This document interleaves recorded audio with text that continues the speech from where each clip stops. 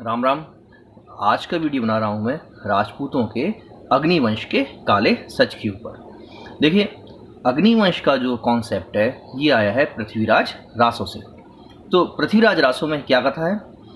पृथ्वीराज रासो के अनुसार जब परशुराम जी ने सभी राजपूतों का अंत कर दिया, नाश कर दिया, इसके बाद जब ऋषि मुनि हवन करते थे, यज्ञ करते थे, तो राक्षस या दैत्य जो है उनके यज्ञों को बाधित करते थे, रोक देते थे।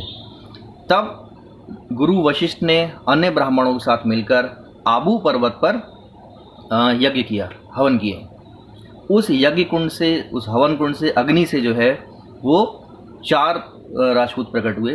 प्रतिहार, परमार, चालुक्य यानी सोलंकी, और अंत में जो प्रकट हुए वो थे चौहान। इस तरह से राजपूतों की उत्पत्ति जो है पृथ्वीराज रासो के अनुसार अग्नि से हुई है, इसीलिए उनको अग्निवंशी कहा गया है।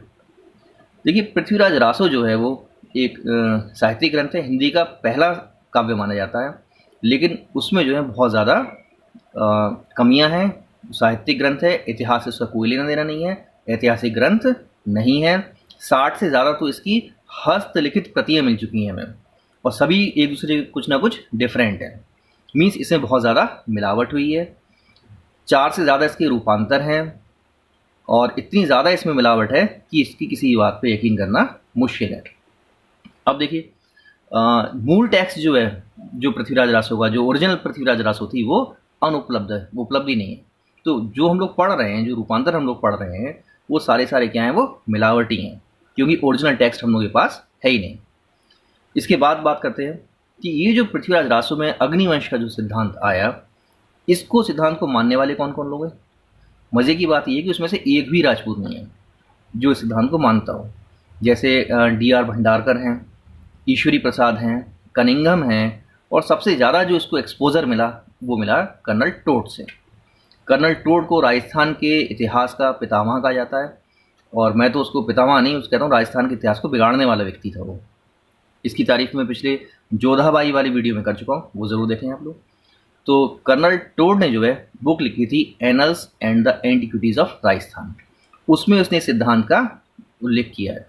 उसने बताया, और आबू पर्वत पे जो है माउंट आबू सिरसा जो है, वहाँ पर गुरु वशिष्ठ का आश्रम भी है, और वो कुंड भी है वहाँ पर माउंट आबू सिरसा में। तो कर्नल टोड ने यहाँ से ये बात उठा ली। कर्नल टोड ने कहा कि जब ये अग्निवंश जो अग्नि से पैदा हुए हैं, यानी अग्नि से शोधन किया गया, इनका शुद्ध किया गया, तो उन्होंने बताया कि एक्चुअल में शक, हूण और सीथियन लोग जब यहाँ पर हमला करते थे, तो राजपूतों के रीति रिवाज उनसे मिलने लगे।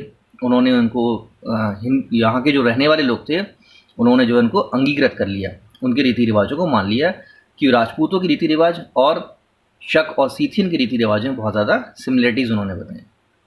उन्होंने बताया कि सती प्रथा है, मद्यपान है, अश्वों का प्रयोग है युद्धों में, अश्वों की पूजा है, सूर्य की पूजा है, ऐसी कई सारी सिमिलरिटीज़ उन्होंने बताई। और ये बताया कि सिमिलरिटीज़ आपस में हैं इन लोगों के, राजपूतों में, शक और सीथियन में। इट मीन्स जो है ये वर्ण संकर लोग हैं, इन सबके मिक्स हाइब्रिड हैं। तो इस तरह से ये सिद्धांत उन्होंने बताया। देखिए, इन्होंने जो है पृथ्वीराज रासो की केवल उन्हीं बातों को माना जो उनके एजेंडे को सूट करती थी। पृथ्वीराज रासो में लिखा हुआ है कि संयोगिता जो थी पिछले जन्म में रंभा थी, तो ये पूर्व जन्म को मानते हैं? उसको नहीं मानते, क्योंकि क्रिश्चियनिटी के खिलाफ है। उसमें लिखा हुआ है कि पृथ्वीराज चौहान ने मोहम्मद गौरी की हत्या की, इस बात को मानते हैं? उसको नहीं मानते, इतिहास सम्मत नहीं है। तो जो चीज़ें इनको सूट करती हैं वो चीज़ें इन्होंने ले ली। तो ये सेलेक्टिव जो अडॉप्शन है, जो सेलेक्टिव चीज़ें उन्होंने उठाई वहाँ से, वो क्यों? क्योंकि जो चीज़ उनके एजेंडे को सूट करती थी वो चीज़ें उन्होंने ली, और जो सूट नहीं करती उन चीज़ों को उन्होंने रिजेक्ट कर दिया। माना है तो पूरे ग्रंथ को मानो, नहीं मानो तो किसी को मत मानो, है ना? तो उन्होंने सिर्फ क्या लिया? जो सूट करता है उन चीज़ों को लिया। अब देखिए क्या है इसमें, आगे मैं बताता हूँ आपको। ये सारा प्रोपेगेंडा क्यों रचा गया? राजपूत अपोज कर रहे थे अंग्रेजों का, तो जितना औपनिवेशिक लेखन हुआ वो राजपूत पहचान को, राजपूत संस्कृति को, राजपूत विरासत को मिटाने के लिए किया गया सारा। जो सिमिलरिटीज़ कर्नल टोड ने बताई, वो सिमिलरिटीज़ पूरी दुनिया भर में मिलती हैं। क्या मिस्र के लोग सूर्य की पूजा नहीं करते थे? वो भी राजपूत हो गए। घोड़ों का प्रयोग क्या होता नहीं था? मोहम्मद गौरी के पैदल चल के आया था, घोड़ों पे तो आया था, वो भी राजपूत हो गया। तो जो सिमिलरिटीज़ हैं, मद्यपान है, हथियारों की पूजा है, पर्शियन साम्राज्य, वो भी राजपूत हो गए। तो ये सारी दुनिया फैली हुई थी। तो ये सिमिलरिटीज जो है पूरी दुनिया में थी। इसका मतलब ये नहीं पूरी दुनिया राजपूतों में थी। तो ये सब बकवास चीज़ ने इसलिए बताई जिससे राजपूत पहचान समाप्त की जा सके। देखिए फैक्ट्स की बातें करते हैं। इतिहास किसके द्वारा लिखा जाता है? जो जीतता है। लेकिन यहाँ पर कर्नल टोड ने उल्टा कर दिया। शक, सीथियन और हूण हमले तो बहुत पहले से हो रहे हैं, हजारों साल से हो रहे हैं, वो कभी नहीं जीते। तो जीते कौन? जीते हम लोग। तो उन लोगों को हमारी बातें माननी चाहिए थी। अगर ऐसा नहीं होता, उल्टा होता इसका, कर्नल टोड के अनुसार जैसा हुआ कि हमने उनकी सारी बातें अडॉप्ट कर ली, तो जो यहाँ पर ऐसे मीर कासिम आया, जब रानी लाड़ी को उठा के ले गया तो मूर्ति पूजक बन जाता, हिंदू बन जाते। जितने अरब आक्रमणकारी आए वो यहाँ पर जीते तो वो जाके सारे हिंदू बन जाते, मूर्ति पूजा करने लगते वो तो। लेकिन ऐसा नहीं होता। जो जीतता है उसकी बातें हारने वाले को माननी पड़ती हैं। तो जीते कौन? वो जीते थे हम लोग। लेकिन उल्टा हुआ, बातें हमने उनकी मान ली, सारी बातें हमने उनसे मान ली। देखिए कर्नल टोड ने केवल सिमिलरिटीज़ बताई, डिससिमिलरिटीज़ नहीं बताई। शकों में, सीथियंस में हम लोग भगवान राम और कृष्ण की पूजा करते हैं, क्या वो लोग करते हैं? नहीं करते हैं। हम लोग वेदों को मानते हैं, वो लोग मानते हैं? नहीं मानते हैं। तो जो सिमिलरिटीज़ बताई वो कॉमन सिमिलरिटीज़ थी, सारी प्राचीन सभ्यताओं में मिलती हैं वो।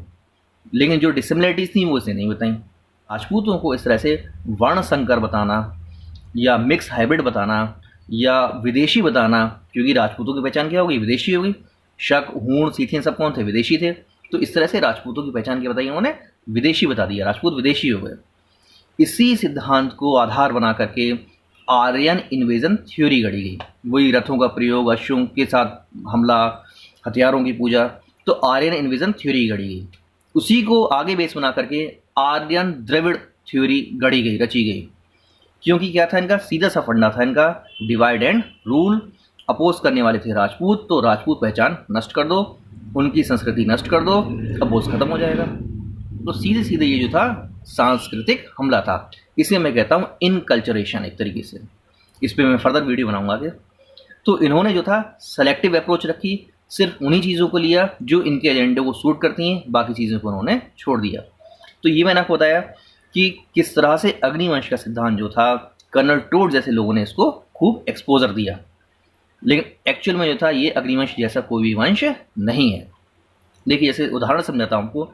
अग्निवंश से प्रतिहार आए थे। प्रतिहार जो शब्द है वो बना है प्रतिहारी से।